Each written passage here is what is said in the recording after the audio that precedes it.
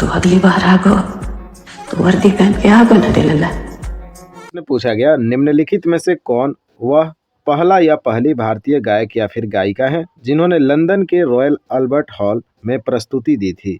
तो जो लंदन का रॉयल अल्बर्ट हॉल था उसमें प्रस्तुति देने वाले पहली महिला गायक हो जाएंगी लता मंगेशकर, आपका करेक्ट आंसर। बहुत ही इंपॉर्टेंट प्रश्न है मेरे भाई। इन्होंने लता मंगेशकर ने लंदन के रॉयल अल्बर्ट हॉल में प्रस्तुति दी थी, जो कि ये पहली महिला गायक है, आपको ध्यान में रखना है, ठीक है। अगला प्रश्न देखते हैं। प्रश्न नंबर 2 पूछा गया, सितंबर 2023 में बिजवाड़ा रेलवे स्टेशन को इंडियन ग्रीन बिल्डिंग काउंसिल द्वारा उच्चतम प्लेटिनम रेटिंग के साथ प्रमाण पत्र से सम्मानित किया गया। तो हरित रेलवे स्टेशन आपका करेक्ट आंसर हो जाएगा। 2023 का करंट अफेयर्स का प्रश्न ये था, ठीक है। अगला प्रश्न पूछा गया, भारतीय खिलाड़ी ज्वाला गुट्टा द्वारा निम्नलिखित में से कौन सा खेल खेला जाता है। तो ज्वाला गुट्टा का संबंध बैडमिंटन से होगा। वेरी वेरी इंपॉर्टेंट है, आपको ध्यान में रखना है, ठीक है। तो भारतीय खिलाड़ी ज्वाला गुट्टा का संबंध हो जाएगा बैडमिंटन से। मेरे भाई ये आज का हमारा प्रीवियस ईयर क्वेश्चन आज हमारा यह समाप्त होने वाला है, क्योंकि आज हम लोग देख रहे हैं 53 नंबर वीडियो और कुल 53 शिफ्ट में 2024 का पेपर का आयोजन कराया गया था एसएससी जीडी के द्वारा। तो आज हमारा अंतिम इस सीरीज का वीडियो है भाई। तो थोड़ा सा अजीब सा फील भी हो रहा है, क्योंकि हम लगातार 2 महीना से आप लोग के साथ जुड़े हैं और आप लोग हमारे साथ जुड़े हैं, उसके लिए बहुत बहुत धन्यवाद। आप लोग की वजह से यह सीरीज हमारा सफल रहा, कुल 53 शिफ्ट हम लोग देख पाएँ। तो आप लोग को दिल से धन्यवाद मैं आपको बोलना चाहता हूँ, ठीक है। और वीडियो अच्छा लगता है तो वीडियो को लाइक करना और शेयर करना बिल्कुल नहीं भूलिएगा। नए हैं चैनल पर तो चैनल को सब्सक्राइब करके जुड़ सकते हैं हमारे साथ, ठीक है। अगला प्रश्न देखते हैं। प्रश्न नंबर 4 पे चलते हैं। अर्थव्यवस्था में भ्रष्टाचार, कालाधन, आतंकवाद और नकली मुद्रा के प्रसार की समस्या से निपटान के लिए नोटबंदी भारत सरकार द्वारा में चलाई गई एक पहल थी। नोटबंदी से सवाल पूछे ही जाते हैं मेरे भाई पेपर में। नवंबर 2016 की बात है जब नोटबंदी भारत में की गई थी, बहुत ही इंपॉर्टेंट है। अगला प्रश्न देखते हैं। जब कोई व्यक्ति बिना कोई दूसरी नौकरी ढूंढे एक नौकरी छोड़ देता है, या तो स्वेच्छा से या फिर अनिच्छा से, तो वह गुजर रहा होता है। यानी कि अगला नौकरी लगा नहीं है भाई और उसने ये नौकरी छोड़कर किसी और नौकरी के तलाश में लग चुका है। इसको बोलते हैं घर्षणात्मक बेरोजगारी के नाम से इसको जाना जाता है, ठीक है। घर्षणात्मक बेरोजगारी आपका करेक्ट आंसर हो जाएगा। अगला प्रश्न देखते हैं। प्रश्न नंबर 6 में पूछा गया, भारत में हरित क्रांति के बारे में निम्नलिखित कथन को पढ़िए और सही कथन की पहचान कीजिए। देखिए इस प्रकार के प्रश्न आपके 2024 में बहुत सारे पेपर में देखने को मिल चुका है और हरित क्रांति तो इम्पोर्टेंट टॉपिक रहा इस साल के पेपर के लिए। प्रश्न पूछा गया, कथन दिया गया, भारत में हरित क्रांति उस अवधि को संदर्भित करता है जब भारतीय कृषि आधुनिक तरीकों और प्रौद्योगिकी जैसे HYV वीजो ट्रैक्टरों, सिंचाई सुविधाओं, कीटनाशकों और उर्वरकों के कारण एक औद्योगिक प्रणाली में परिवर्तित हो गई थी। तो इसका करेक्ट आंसर हो जाएगा। ये तो करेक्ट है भाई, ये कथन क्या है, करेक्ट है। दूसरा कथन देख लेते हैं।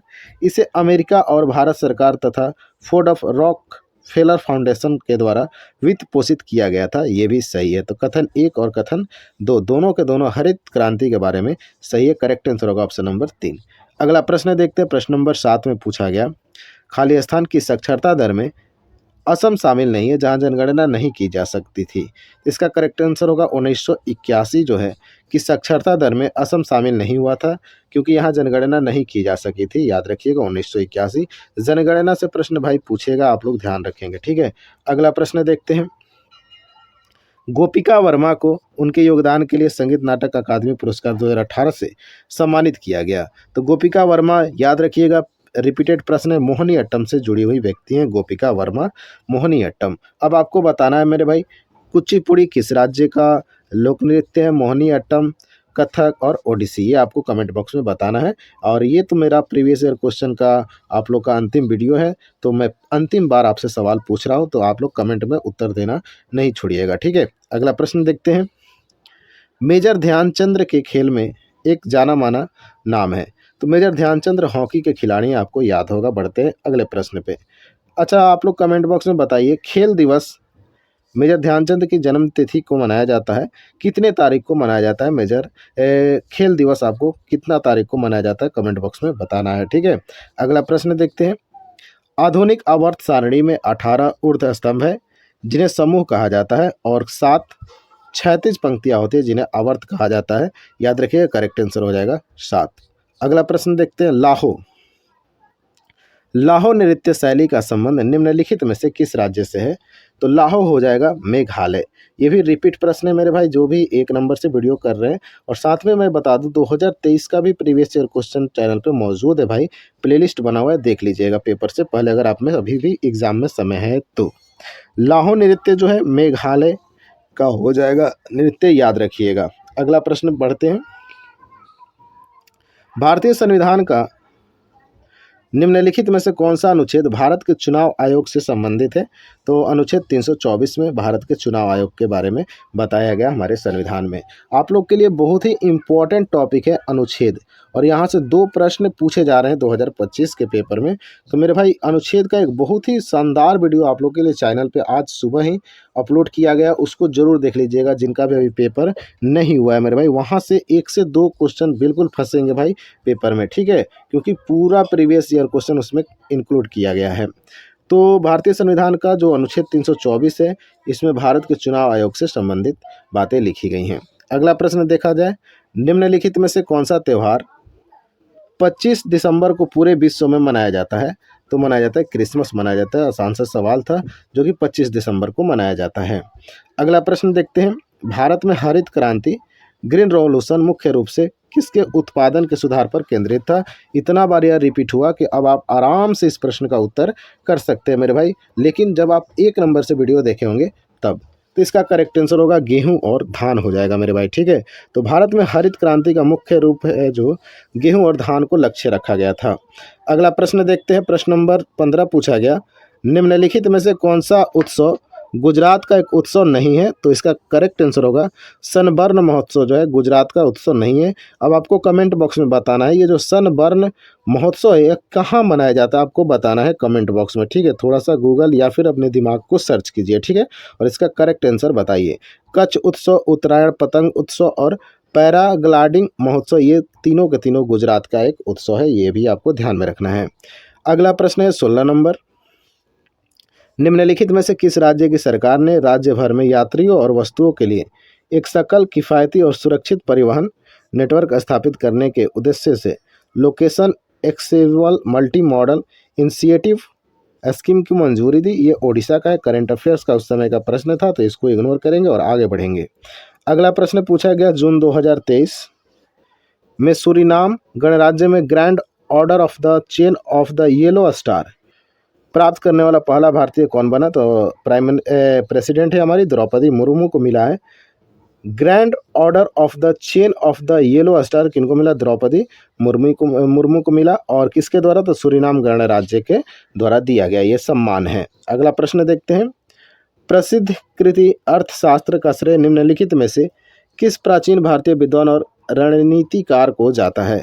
तो अर्थशास्त्र किसकी पुस्तक है? चाणक्य के है। बहुत ही सिंपल प्रश्न है भाई, आप लोग को करेक्ट आंसर हो जाएगा। अगला प्रश्न देखते हैं, राष्ट्रीय खेल 2023 में निम्नलिखित में से कौन सी प्रतियोगिता खेली गई थी? तो नौकायान तो खेला गया था 2023 में, और रोल बॉल भी याद रखिएगा 2023 में राष्ट्रीय खेल में आयोजन इसका भी कराया गया था रोल बॉल का। तो राइट आंसर 1 और 2 हो जाएगा। और ये रहा हमारा 53 शिफ्ट की जो ये मैराथन सीरीज थी मेरे भाई, 2 महीना लगभग चली, उसका अंतिम प्रश्न ये रहा आपके सामने। और मैं आशा करता हूँ कि यह प्रश्न आपके पेपर में देखने को मिलने वाला है। निम्नलिखित में से किसका संबंध संगीत वाद्य यंत्र सारंगी से नहीं है? सिंपल है भाई, सारंगी से 3 व्यक्ति का नाम याद रखना, पेपर में फंसता है। रमेश मिश्रा सारंगी से संबंधित है। शकूर खान, रिपीट है प्रश्न, ए ऑप्शन में ये तो प्रश्न बन के पूछा गया था ना, शकूर खान याद आ रहा है? कुछ आ रहा है ना? हाँ, तो शकूर खान प्रश्न पूछा जा चुका था आपके प्रीवियस ईयर क्वेश्चन में, मैंने करा रखा था। और उस्ताद बिंद खान भी सारंगी से संबंधित है। निखिल बनर्जी जो है आपका करेक्ट आंसर होगा, जो कि सारंगी से नहीं है। चलिए, आज ये अंतिम प्रश्न रहा आपके लिए, निखिल बनर्जी का संबंध बताना है। निखिल बनर्जी का संबंध बताना है भाई। देखते हैं कौन है जो इस प्रश्न का उत्तर कर पा रहा है कि निखिल बनर्जी जो है इनका संबंध किस वाद्य यंत्र से है, कमेंट बॉक्स में। तो वीडियो अच्छा लगा है मेरे भाई तो वीडियो को शेयर कर दीजिएगा अपने दोस्त मित्र के पास, और वीडियो को लाइक तो बिल्कुल नहीं बिल्कुल भूलना नहीं मेरे भाई, ठीक है, लाइक करना बिल्कुल भूलना नहीं है। और चैनल पे नए हैं तो चैनल को सब्सक्राइब भी कर लेना है। मिलते हैं अब नए सीरीज में मेरे भाई, ठीक है। और इम्पोर्टेंट टॉपिक मैं कोशिश करूँगा जो पेपर में पूछा जा रहा है जिस टॉपिक से, उस टॉपिक को बीच बीच में मैं लाता रहूँगा आपके जीडी एग्ज़ाम के लिए। मिलते हैं अब नए अध्याय में, तब तक के लिए जय हिंद।